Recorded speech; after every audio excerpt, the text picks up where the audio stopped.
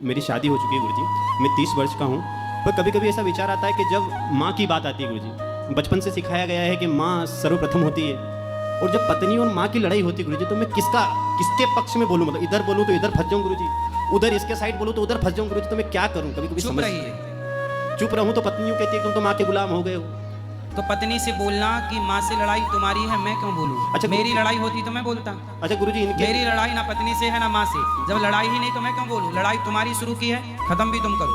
तो गुरुजी मैं बोलना चाहता हूँ कि ऐसे विवाद से मुझे दूर रहना चाहिए, ऐसी बातों से कि ये पति पत्नी और सास के झगड़े में पतियों को नहीं पड़ना चाहिए। दोनों को समझाओ, दोनों को सामने बिठाओ, बोलो कि तुम दोनों की लड़ाई में हमारी कहाँ गलती है, हम क्यों पिसे?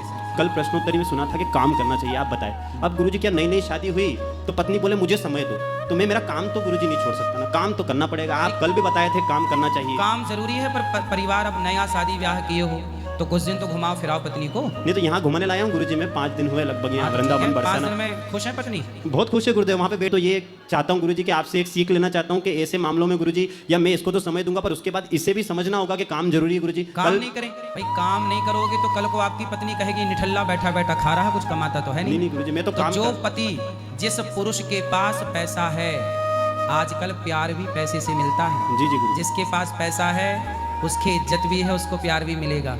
जिसके पास पैसा नहीं है, पति के पास पैसा ना हो तो कुछ पत्नियां, सबके लिए नहीं बोल रहा हूँ, कुछ पत्नियां पति को छोड़ देती हैं पैसा नहीं होता तो। गुरुजी क्यों हम प्रेम की बात करते हैं, वृंदावन तो प्रेम की नगरी है गुरुजी। सही प्रेम, वास्तविक प्रेम क्या होता है गुरुजी, अगर वास्तविक प्रेम की परिभाषा में समझना चाहूँ तो? जो गोपियों का प्रेम था, जो भरत जी ने अयोध्या का सिंहासन छोड़कर राम के लिए रोए, वो असली प्रेम था।